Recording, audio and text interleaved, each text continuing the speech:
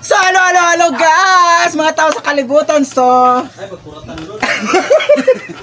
natapos ko na po mag-interview kay Papa Dom. So, ito na naman ang aking guest, aking YouTubers galing pa din ito ng Maynila para makapunta sa ako. So, ayan guys. Ito po si Papa Aldrin. Papa Aldrin ng bayan. Opo pa nga. So, ano ba itatanong ko? So, may question tayo. Sige lang. Kumustahin mo muna siya. Kumusta na buhay niya dito sa probinsya? Kumusta ang buhay mo dito sa probinsya, Papa Aldrin? Ano po ba ano po ba ang Masaya dito, peaceful. Tapos, Sabi ng iba na magulo dito pero hindi. Pag nakapunta sila dito, hindi na sila uuwi gaya namin. nakakakita ka na ba ng girl? Parang ikaw pa lang. Ha? Nagkurog-kurog ko. So, ano mang masasabi mo sa sa lugar namin, sa mga nakikita mo sa probinsya? So, Masarap dito. sarap. Oo, masarap. Ang ganda ng environment dito. Ganun.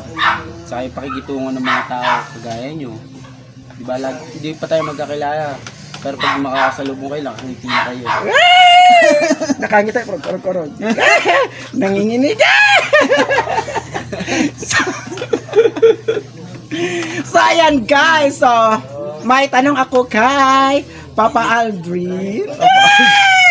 So, kumusta ka na, Papa Aldrin? Okay naman ako. Okay. Hindi. Okay na okay. Kasi, okay. Pero bakit ang kilit yun? Sige, wala namang magagalit eh.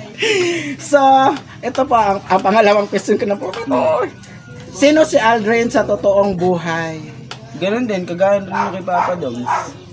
Ganun din. Kung ano yung nakikita nila sa vlog, mas gusto ko pang hindi nakikita sa camera yung mga ginagawa ko eh.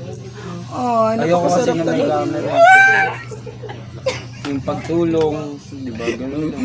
Kinikilig talaga ako.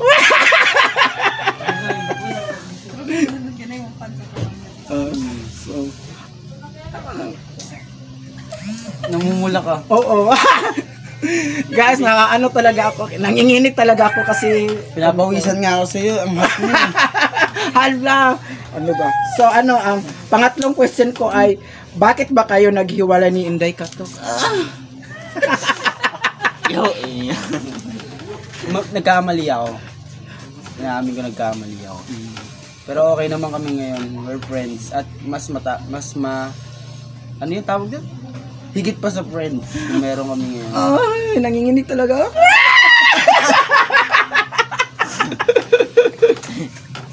So, ganun lang. Alam na naman ni Inday yun na pinatawad niya na ako.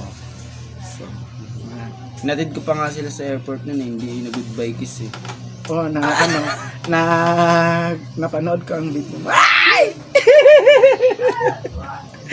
So, guys, nagkurog-kurog ba ako? Hindi ko naintindihan yun ah. So, pang-apat na question, ilang taon na ba kayo ni Inday Kato? Kung hanggang ngayon kami pa, siguro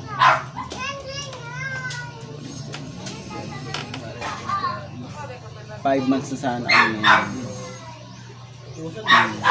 Pero mas mabuti Sayang ngayon, naman. mas mabuti ngayon ganito kami kasi mas support namin yung isa-isa at masaya kami nakikita namin yung isa't isa na mas lalong sumasaya at nakukuha yung na-achieve namin yung mga gusto namin. Lalo kay Inday, yung pangarap niya maging artista, Inday Kato. Di ba naman sila nagtitiping? Taping sila ngayon. So,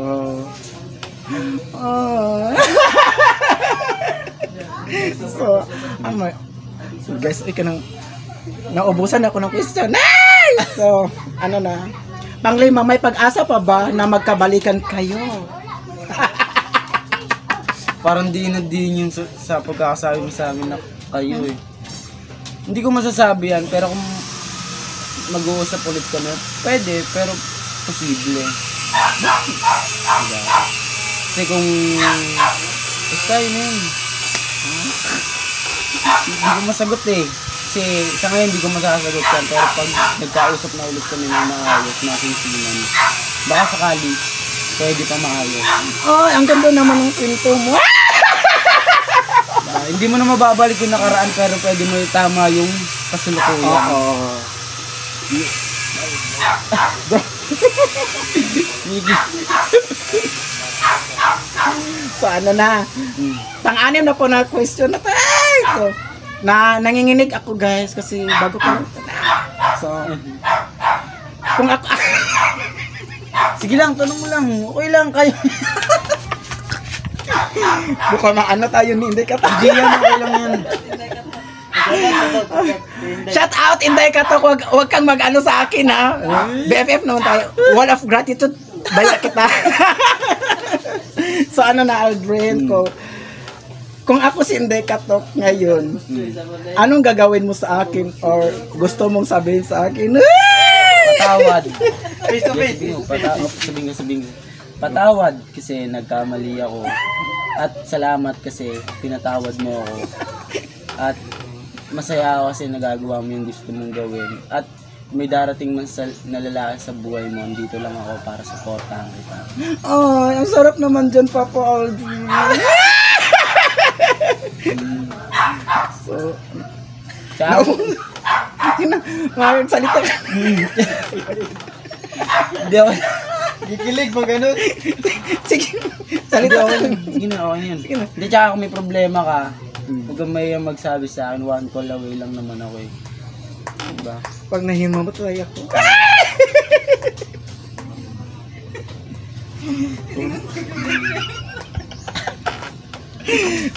Ganun na, wala nang tanong. Naubos na ang question. Salamat na.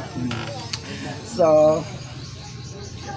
ayan na guys, tapos na po ako mag-ano kay Papa Aldrin. So, ano ba ang sabihin ko so? Ay, ano ang yung page. Follow niyo po yung page ko, Aldrin Batino, at yung kay Papa Dom. Supportahan po natin. At maraming salamat po kay Ate Brenda, kay Madam, at patuloy na nagtitiwala sa akin at hindi ko po sisirain yung tiwala niyo. At sa lahat ng social climbers, salamat po sa pakikita niyo maayos sa akin at pagtanggap dito sa province. Lalo na po kay Mama Sita, sa mga kapatid pinsan ko. Maraming salamat po sa inyo. Yun lang po. guys, dito na po magtatapos ang aking one-on-one interview kay Papa Aldrin. Maraming salamat po. Thank you and God bless. Mwah! So, bye!